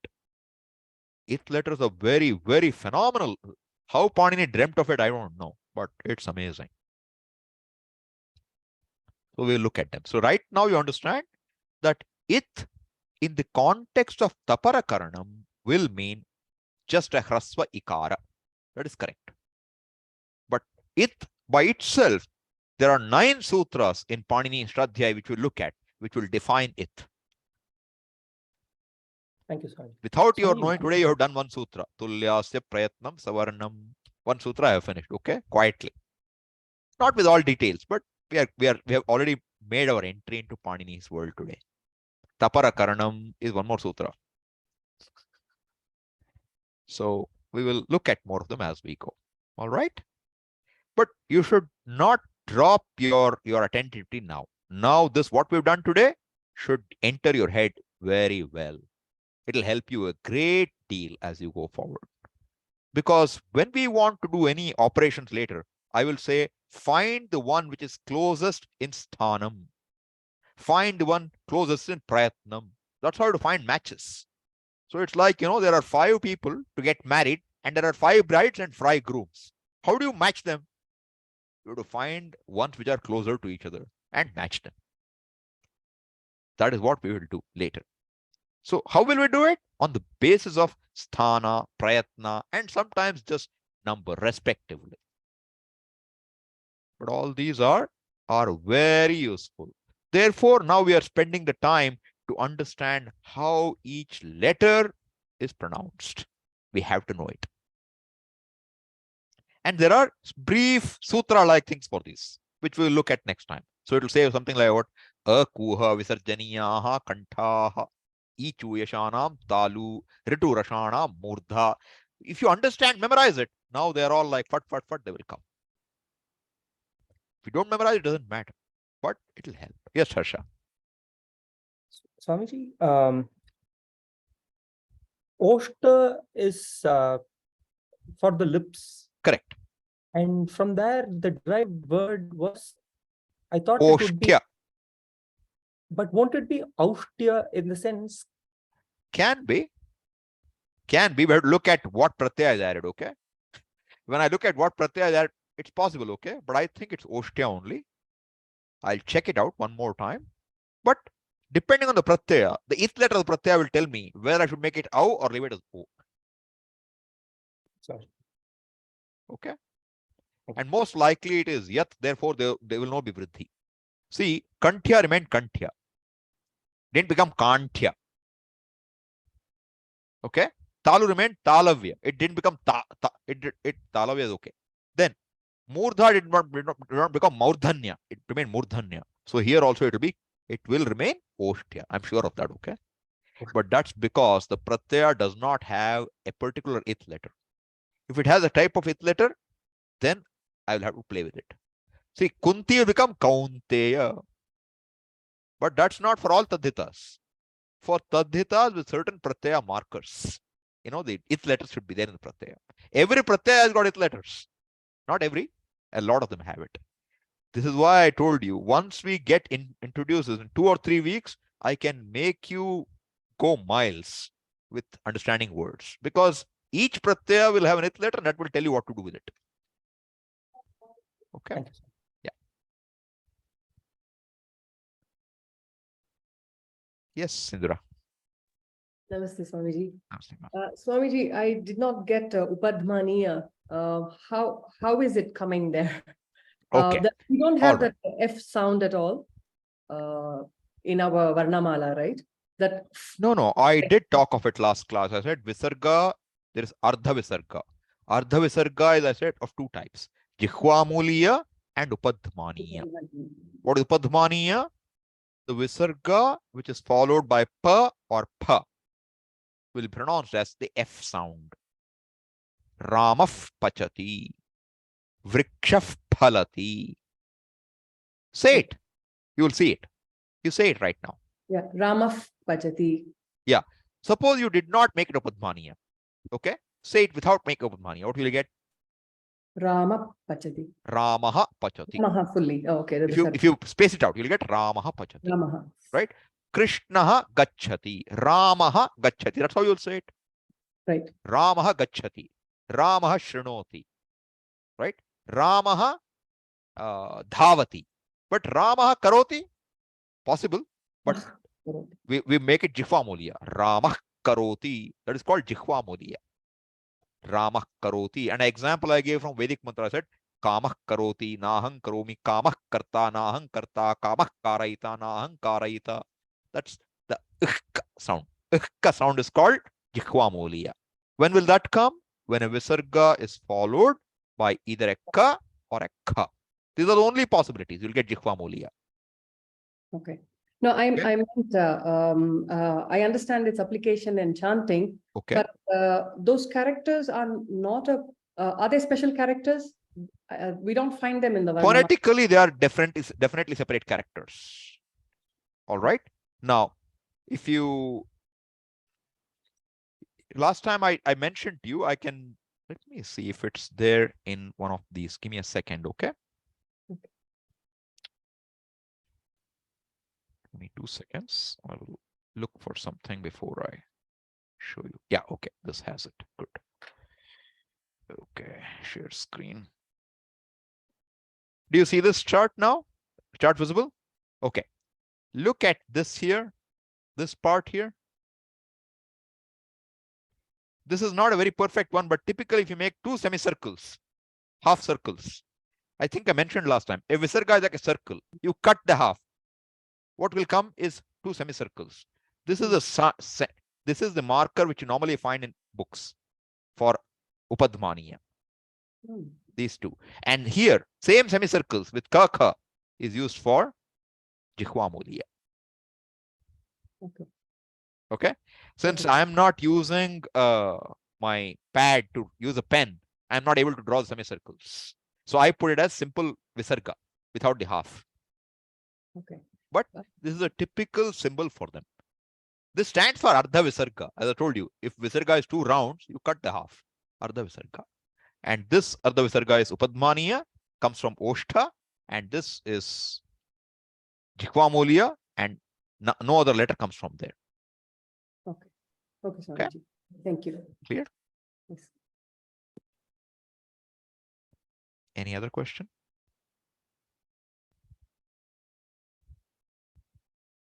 Yes, Harsha. Swamiji, the consonant va, is there a variation in pronouncing it in some words as like the V in English as opposed to the W are both? You know what?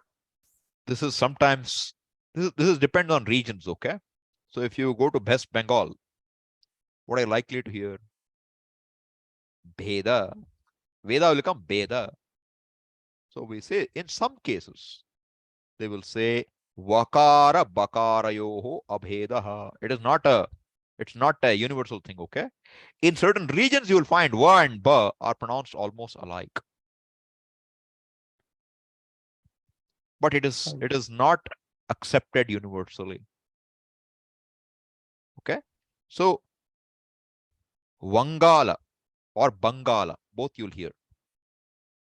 Vangala Desham. And now it's called Bengal. West Bengal.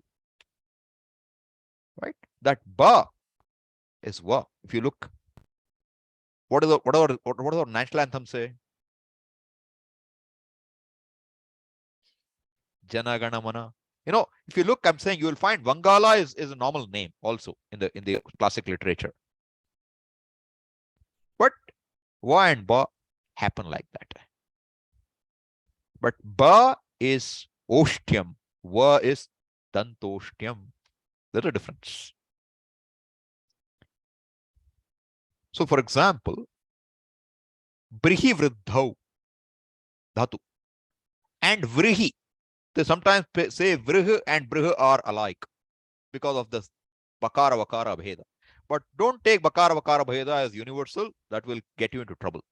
Understand? In some regional places, they seem to do it. Like last time, you or somebody asked La and La problem. And I said, in Karnataka or Andhra or Tamil Nadu, even the La is an alphabet, but not accepted in Panini's grammar as such. So we might say Lala Yoruba Abheda, but it is not always true, right? We make it that way, regionally. So it's accepted in a particular region. A particular pronunciation is accepted. Or in one Veda, a Veda will have its own super, it's like you override the general pronunciation in a Veda with specific pronunciation for that Shakha of the Veda. That is called Veda Pratishakya Shiksha. So you're not just Panini Shiksha, you have to know Veda Pratishakya, and there they will tell you how to pronounce it. So we talk of three, the 3 matras. But in Rigveda, they will talk of 5 matras in some places. Not 5 matras, I mean 5 accents. So there's a lot of variety in Shiksha. And we are not covering everything. We are doing what we generally need right now. Okay? Yeah. Bhuma? Namaste, Swamiji. Yeah. Swamiji, when we say that after a visarga, then if there is a p, then we pronounce it as p. F sound. F sound. F. Yeah. Yeah. And after a visarga, if there is a k sound, then we pronounce it as k. Like you clear your throat. Suppose you have a bad throat, you clear it. How do you clear it? That's the sound you will get. Jihva Muliya. It has to be at the base of your tongue. That's why I said you try to clear your sound, clear your throat. Okay. That's where it'll come from, it'll come from there. Okay. Swamiji, are there other ones also like this? Like, for example, Tvameva kevalang kartasi. That is a not slightly, it's a very different rule. An Anuswara is replaced by a 5th of the class consonant. And we will look at the rule a little later. Okay. We'll get there. Okay, Swamiji. Yeah. Thank you. Yep. Nothing else? Yes, Ritesh. Swamiji, I might have missed which book are we following in case I have to refer back? Or I didn't give you any book here. I didn't give you any book yet, okay, to follow. And I may not give you one. So if the book I showed you, I shared you the printed book is called Laghu Siddhanta Kaumudi. Okay? Gita Press, Laghu Siddhanta Kaumudi, you will get it easily in Dehradun. You'll be able to pick it up. But you will not be able to read and follow it by yourself. That's for sure. Okay? If you are very keen on studying yourself whole Laghu Siddhanta Kaumudi, which I will not recommend to anybody right now in this class, you can get a book which has a commentary, which is called Bhaimi Vyakhya. Bhimasena Vakhya. It's not very simple. It will come with 5 volumes with this thick each. So you will be lost if you open that book. Don't get there right now. I'm just mentioning a name for now, okay? It is best you learn Panini basics with somebody who knows. Then you walk into it with a book, you will be able to follow something. If you go straight to the book, you will go nuts. Normally. Okay. Panini is great, but you need even Sanskrit for that matter. You learn without any help and you learn with good help, you'll see the difference. The language love will come when you learn with somebody who knows it well. You learn with somebody who doesn't know, you will get pained by Sanskritam. You will not like it one bit. All memorization, what's the use? Nothing will occur in your head. That's why I'm trying to make this class interesting. So you all love it for the sake of the language. In fact, we are able to realize that, Swamiji. We did learn Sanskrit for writing our exams and all that. But there's a lot of difference learning it now with you. Good. So, and as you will recognize in a few weeks' time, how much Panini will give you. You will recognize that. Because the 20 class we've done before, we will just shoot up now with some basics. Okay. Exercise, you are okay? I think about 16 people were kind enough to do their exercises 5-2. So I have to thank them all, Good. You all done well. And those who didn't do, please try to do it. Because doing them alone will take you forward. We'll do it. Please do. And if you have any difficulties, ask. I have not taken up the exercise here because exercises, those who gave the exercise 5-2 got the solutions yesterday, I hope. So you will know what the answers are, and it's just forms. And where possible, I gave you the verses from where they're coming. Okay. So now I will send you 5-3. So you get another 50 verbs to look at. Just no sentence, nothing, only verbs. You have to know which forms. All right. And then you will get 6-1. 5 is over. 5 series is over. Okay. 6-1. 6-1 will be what? Pratyahara. You have to now, I will give you ach. What is it? Tell me. Al. What is it? You tell me. You have to tell me what all it will be there. Okay. I might give it next week. I'll think about it. All right. So that homework you should do. Why? Because that will take you forward with Panini. So what we have done right now is just the beginning.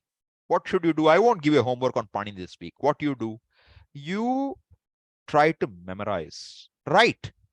Aivun, Rulik, Aong, Ayouch, Hayavarat. Right.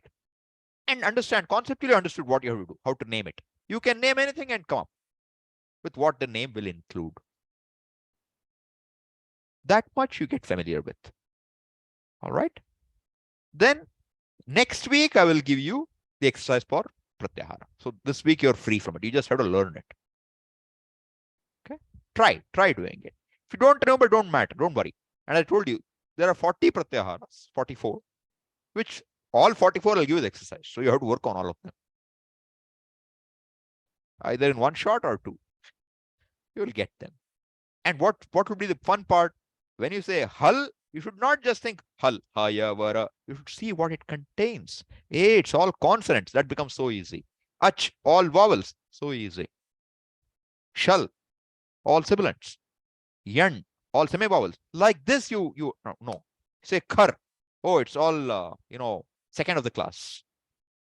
Like that, you logically place these names in your head with what they mean.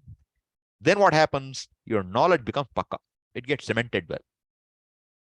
And when you hear a sutra, you immediately know what kind of letter should come, what should follow, what should succeed, what should happen. All this engine will start working here internally. Okay. So work on these, yes, Shardama. Unmute yourself, please.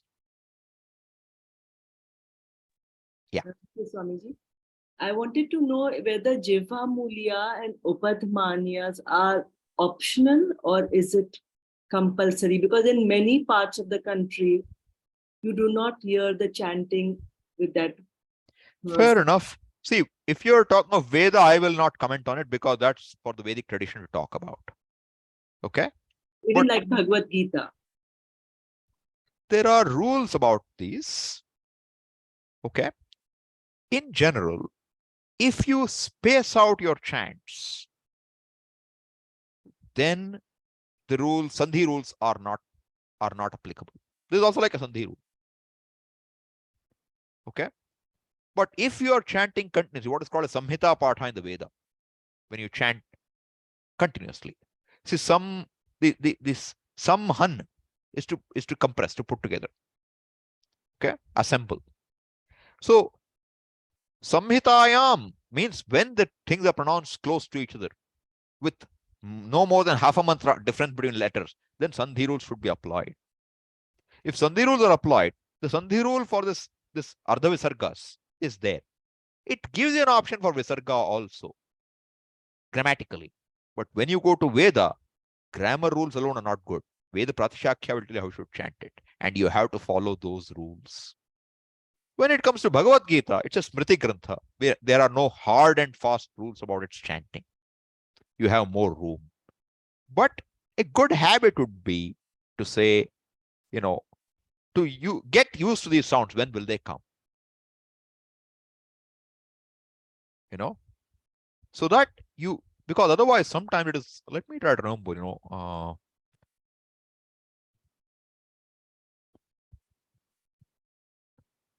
see, for example, Jagataf Pitarau Vande, Parvati Parameshwarau. Now, suppose we chanting together, and if one person says Jagataha Pitarau Vande, other says Jagataf Pitarau, it won't work. All our rules were so that if 500 or 5,000 people chant, it will be one voice. Jagatah Pitarau, one. That's how it should come.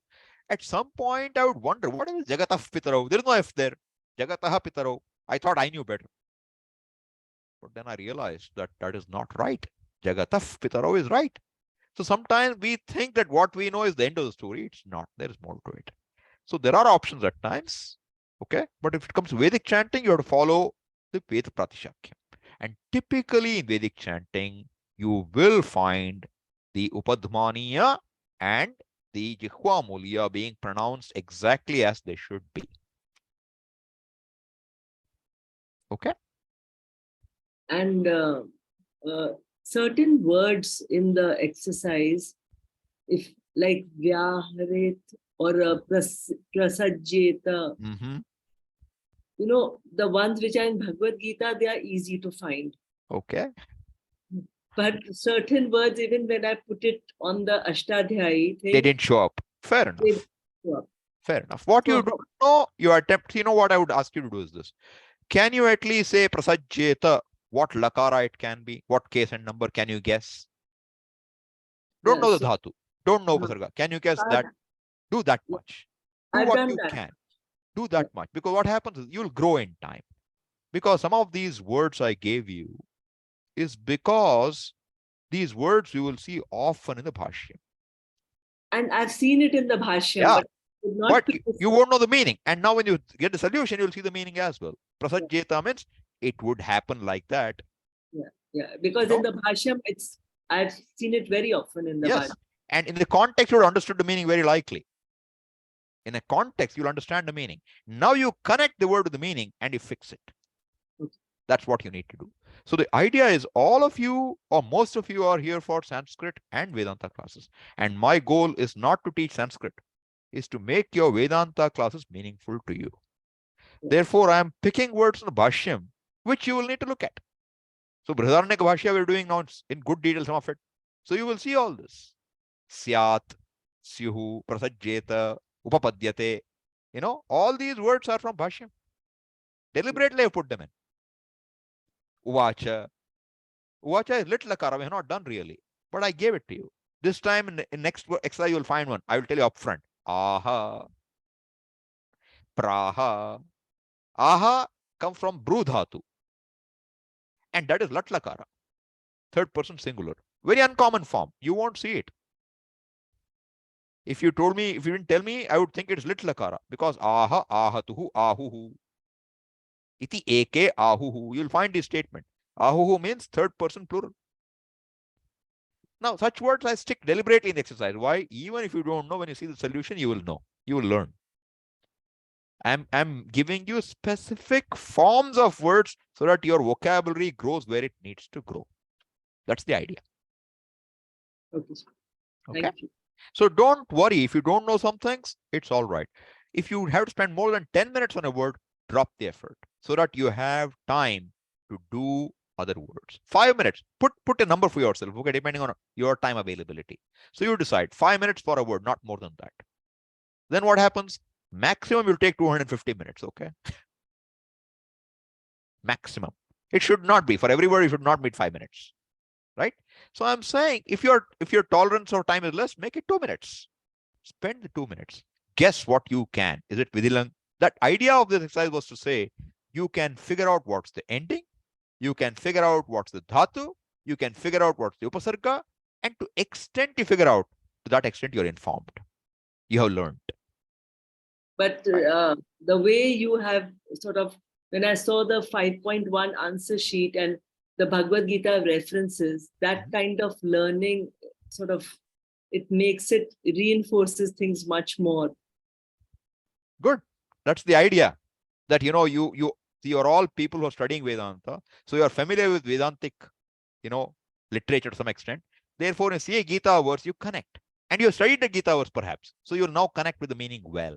Yes, right? So you have to connect the grammar and the language and make sure that language is understood in keeping with the grammar. That's the idea. Thank you so much. Yeah. Okay. Shall we stop? Anything else?